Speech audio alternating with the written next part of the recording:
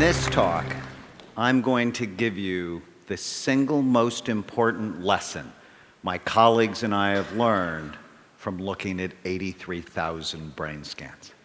But first, let me put the lesson into context. I am in the middle of 7 children. Growing up, my father called me a maverick, which to him was not a good thing. In 1972, the Army called my number, and I was trained as an infantry medic, where my love of medicine was born. But since I truly hated the idea of being shot at or sleeping in the mud, I got myself retrained as an X-ray technician and developed a passion for medical imaging. As our professors used to say, how do you know unless you look? In 1979, when I was a second-year medical student, someone in my family became seriously suicidal, and I took her to see a wonderful psychiatrist.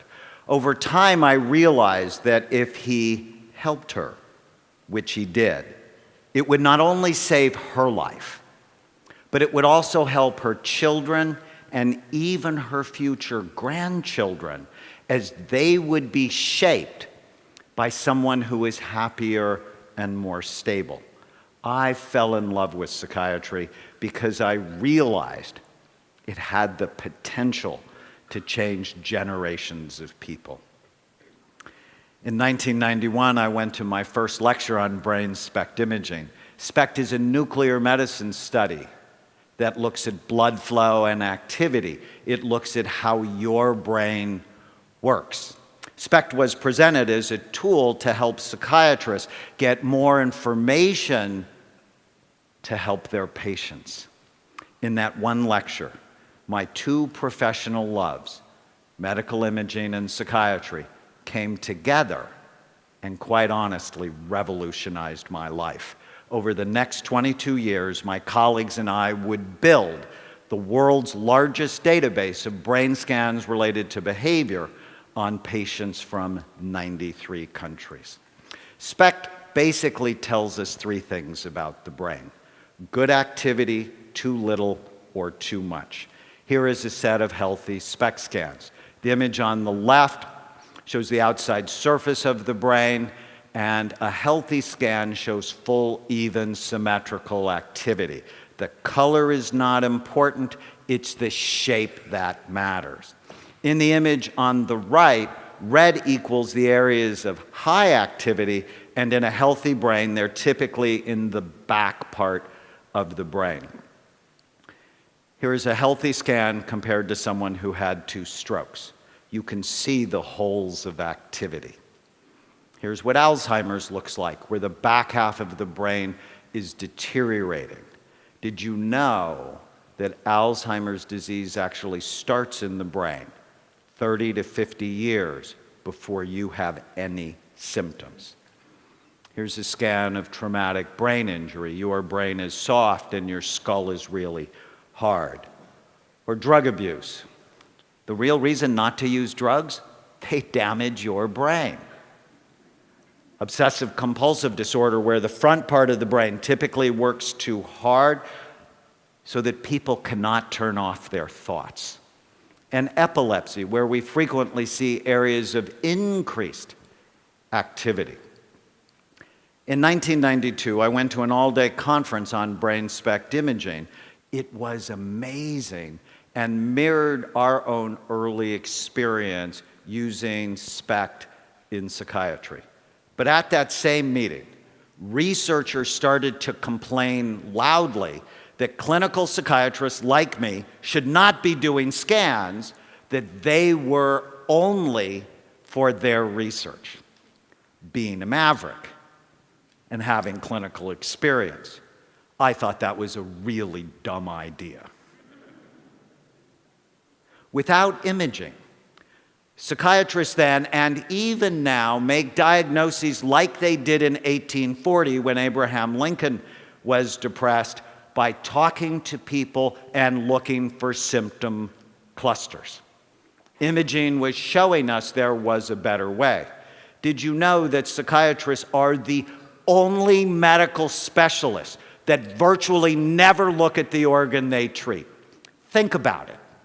Cardiologists look, neurologists look, orthopedic doctors look, virtually every other medical specialties look, psychiatrists guess. Before imaging, I always felt like I was throwing darts in the dark at my patients and had hurt some of them, which horrified me. There is a reason that most psychiatric medications have black box warnings. Give them to the wrong person and you can precipitate a disaster. Early on, our imaging work taught us many important lessons, such as illnesses like ADHD, anxiety, depression, and addictions are not single or simple disorders in the brain. They all have multiple types. For example, here are two patients who have been diagnosed with major depression that had virtually the same symptoms, yet radically different brains.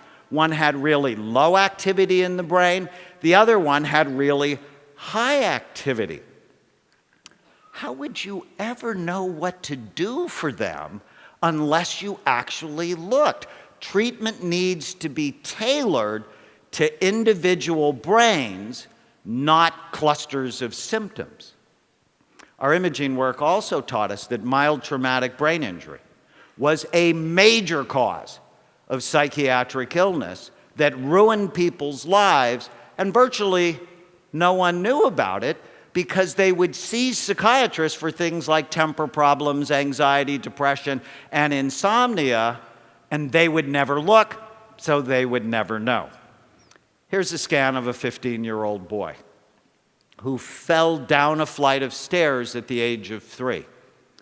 And even though he was unconscious for only a few minutes, there was nothing mild about the enduring effect that injury had on this boy's life.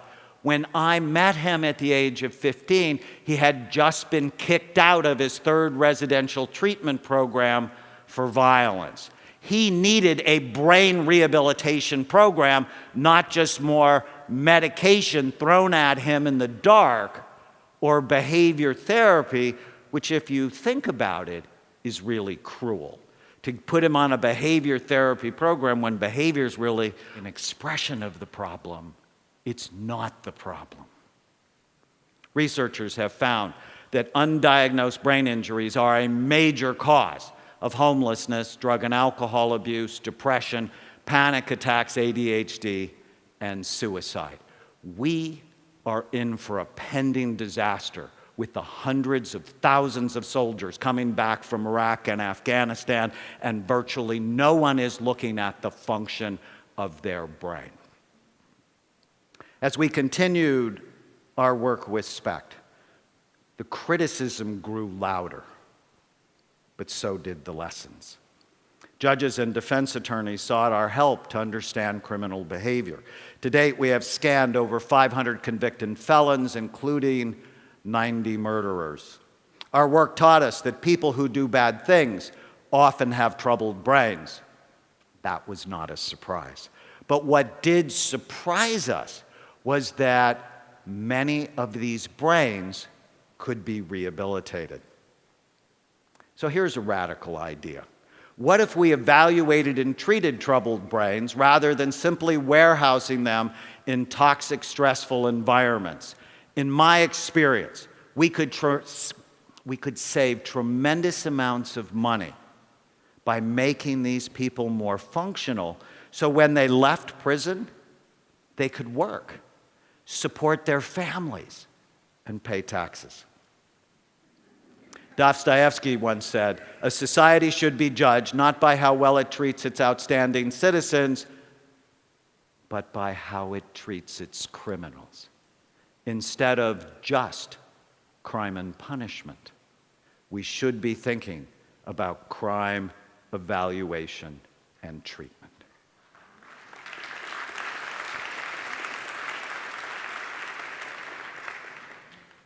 So after 22 years and 83,000 scans, The single most important lesson my colleagues and I have learned is that you can literally change people's brains. And when you do, you change their life. You are not stuck with the brain you have. You can make it better, and we can prove it. My colleagues and I performed the first and largest study on active and retired NFL players, showing high levels of damage in these players at a time when the NFL said they didn't know if playing football caused long-term brain damage. The fact was they didn't want to know. That was not a surprise. I think if you get most thoughtful 9-year-olds together and you talk about the brain is soft, about the consistency of soft butter, it's housed in a really hard skull that has many sharp bony ridges, 28 out of 30 9-year-olds would go, probably a bad idea for your life. But what really got us excited was the second part of the study, where we put players on a Brain Smart program and demonstrated that 80% of them could improve in the areas of blood flow, memory, and mood, that you are not stuck with the brain you have. You can make it better on a Brain Smart program. How exciting is that? I am so excited. Reversing brain damage is a very exciting new frontier, but the implications are really much wider. Here is the scan of a teenage girl who has ADHD, who is cutting herself, failing in school, and fighting with her parents. When we improved her brain, she went from D's and F's to A's and B's and was much more emotionally stable. Here's a scan of Nancy. Nancy had been diagnosed with dementia, and her doctor told her husband that he should find a home for her because within a year she would not know his name.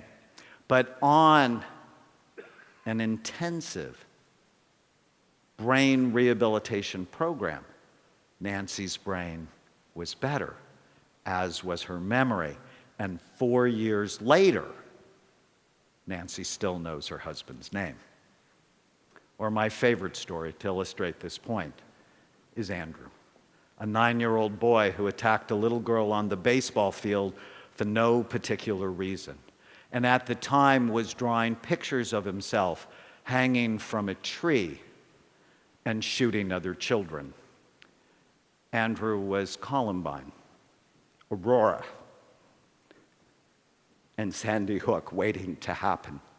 Most psychiatrists would have medicated Andrew as they did Eric Harris and the other mass shooters before they committed their awful crimes. But SPECT imaging taught me that I had to look at his brain and not throw darts in the dark at him to understand what he needed. His SPECT scan showed a cyst the size of a golf ball occupying the space of his left temporal lobe. No amount of medication or therapy would have helped Andrew. When the cyst was removed, his behavior completely went back to normal, and he became the sweet, loving boy he always wanted to be. Now, 18 years later, Andrew, who is my nephew, owns his own home, is employed, and pays taxes. Because someone bothered to look at his brain. He has been a better son and will be a better husband, father, and grandfather. When you have the privilege of changing someone's brain, you not only change his or her life, you have the opportunity to change generations to come. I'm Dr. Daniel Amen. Thank you.